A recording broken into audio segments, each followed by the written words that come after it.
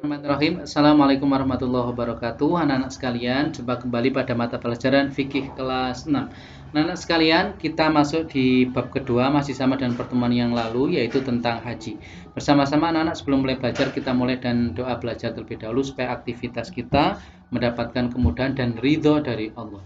Bismillahirrahmanirrahim. Raditu billahi rabba wa bil islami dina wa bi muhammadin nabiyya wa rasula. Rabbi zidni ilma warzuqni fahma. Amin. Baiklah anak-anak sekalian, kita lanjutkan pada pembahasan hari ini. Kami sampaikan juga insya Allah untuk materi-materi, insya Allah Ustaz Arifin akan buat lebih ringkas, jadi tidak terlalu panjang. Tapi videonya insya Allah nanti nggak sampai 10 menit, kemarin sampai 15 menit, insya Allah akan Ustaz Arifin persingkat.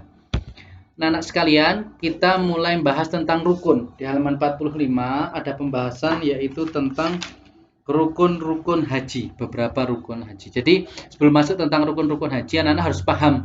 Rukun itu apa? Rukun itu adalah ketentuan yang harus dipenuhi dalam melakukan suatu pekerjaan atau ibadah.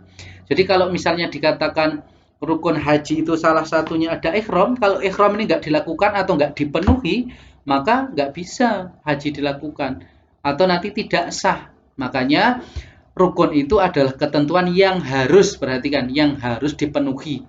Harus dipenuhi. Kalau itu rukun berarti harus dipenuhi dalam melakukan suatu pekerjaan atau ibadah. Kalau tidak terpenuhi, maka ibadah atau pekerjaan tidak sah. Contohnya selain haji ya, kalau tadi kan contoh haji. Misalnya membaca surat Al-Fatihah dalam sholat itu termasuk rukun. Makanya kalau dalam sholat kita kok nggak baca Al-Fatihah maka tidak sah sholatnya. Nah itu adalah yang disebut dengan rukun. Jadi rukun itu ketentuan yang wajib atau harus dipenuhi dalam melakukan ibadah. Nah, beberapa rukun-rukun haji yaitu ada 4. Yang pertama ihram, yang kedua wukuf, yang ketiga tawaf, yang keempat sa'i. Sekali lagi anak-anak kita baca bersama-sama. Rukun haji adalah ihram, wukuf, tawaf, sa'i. Itu adalah rukun-rukun haji. Beberapa yang akan kita bahas, insyaallah kita akan membahas tentang ihram dan wukuf, tidak kita bahas semuanya supaya videonya tidak terlalu panjang, tapi anak-anak tetap bisa paham. Nah, yang pertama adalah tentang ihram. Ihram itu apa? Ihram itu adalah mengenakan pakaian khusus untuk haji, yang mana pakaiannya seperti pas pembahasan yang lalu tidak boleh berjahit, kemudian berwarna, yang laki-laki itu berwarna putih ya. Ada 2 lembar kain untuk bagian atas dan bagian bawah. Nah, jadi Ustaz Arifin tampilkan sebuah tempat, anak-anak ini perlu diketahui karena apa? Karena ihram itu kadang bisa dilakukan ketika dia akan berangkat, ketika masih di asrama, atau ihram itu dilakukan ketika dia sampai pada mikot zamani. Ya. Jadi mohon maaf, mikot makani, tempat, mikot makani. Mikot zaman kan waktu, ini tempat. Jadi mikot makani itu kan pernah kita bahas ada 5 ya, mulai dari Zulhulaifah, Al-Juhfah, Qarnul Manazil, Yalamlam, kemudian Zatul Ir. Nah, ihram ketika kita melakukan atau mengenakan ihram itu salah satunya boleh dilakukan di salah satu tempat yang ada di ini. Ini namanya yang pertama itu adalah Zulhulaifah. Sekarang namanya disebut Abyar Ali. Ini salah satu tempat untuk ihram. Jadi niat awal untuk mulai berhaji. Itu namanya itu.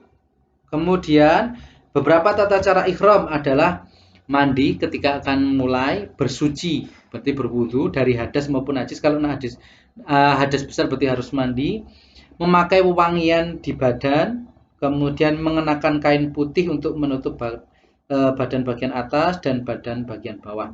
Salat 2 rakaat, memotong kuku, mencukur kumis, mencabut bulu ketiak, mencukur bulu kemaluan, kemudian melafalkan niat haji. Nah, ini ada niat haji. Niat hajinya adalah labbaik Allahumma hajjan, untuk yang mau melaksanakan haji saja.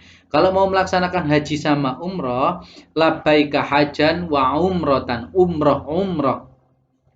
Tetapi kalau mau melaksanakan haji dan umroh secara bersamaan, dikatakan labbaika umrotan mutamatta'an biha ilal hajj. Itu beberapa niat. Kemudian setelah itu ada kalimat namanya bacaan talbiyah. Nana mungkin sudah sangat sering mendengarnya. Kalau ingat haji mesti ingat talbiyah. Bagaimana bunyinya talbiyah? Talbiyah itu labbaik Allahumma labbaik, labbaik la syarika laka labbaik, Innal hamda wa ni'mata laka wal mulk la syarikalah. Nah, itu adalah salah satu tata cara pelaksanaan ihram. Beberapa tempat untuk melaksanakan ihram, satu Zulhulaifah yang ada di layar, yang kedua adalah Qornul Manazil, ada di layar juga. Ini namanya Qornul Manazil tempat. Yang ketiga namanya adalah Al-Juhfah. Nah, ini juga tempat untuk ihram. Kemudian, nah ini ada satu tempat namanya adalah Zatul Irq. Itu yang biasanya jamaah haji yang berasal dari Irak, dari daerah Irak. Kemudian yang selanjutnya adalah ini, yang terakhir adalah Yalamlam. Yalamlam itu banyak yang berasal, salah satunya dari negara Indonesia, itu berasal tempat mikotnya di sini, mikotnya. Di mengenakan ihram juga boleh di sini, atau seperti yang Ustaz Arifin sampaikan pertemuan yang lalu, mikot boleh dilakukan di asrama masing-masing. Tapi kalau sudah mikot nggak boleh melaksanakan larangan-larangan dalam berhaji. Tapi kalau sebelum mikot boleh. Tapi kalau sudah mikot nggak boleh. Makanya mikotnya tinggal milih mau di asrama atau di Yalamlam atau yang lainnya. Nah, itu tentang ihram. Kemudian yang selanjutnya anak-anak sekalian, ada yang namanya wukuf. Jadi wukuf itu adalah berdiam diri atau menetap di suatu tempat yang namanya adalah Arafah. Maka disebut wukuf di Arafah.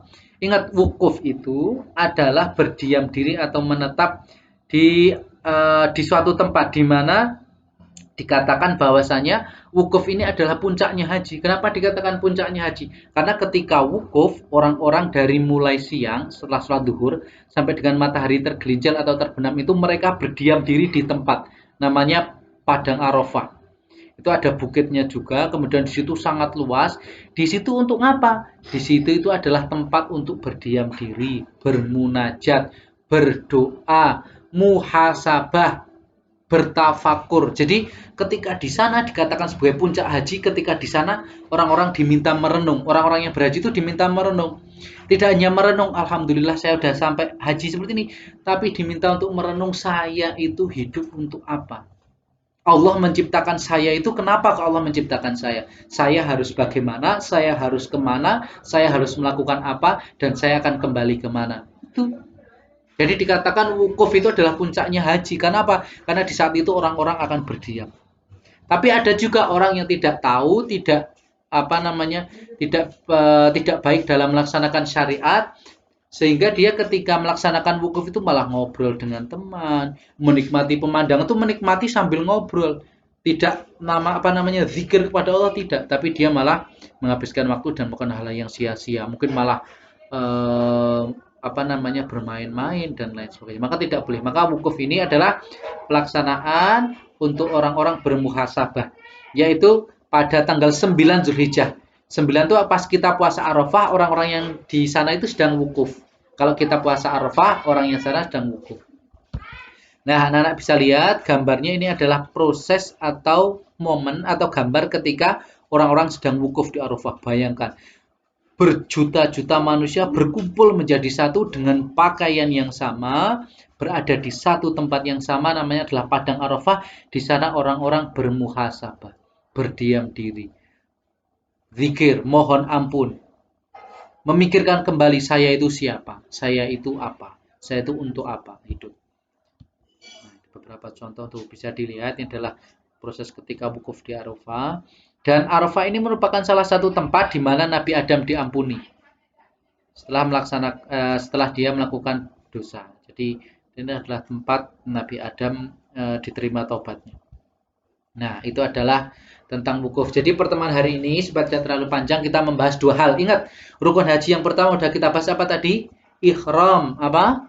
Ihram. Rukun haji yang kedua adalah wukuf di Arafah. Pertemuan yang akan mendatang kita akan membahas tentang tawaf dan sa'i. Anak-anak sekalian, cukup sampai di sini pertemuan kita. Seperti biasa, tugas evaluasinya adalah jawab pertanyaan berikut.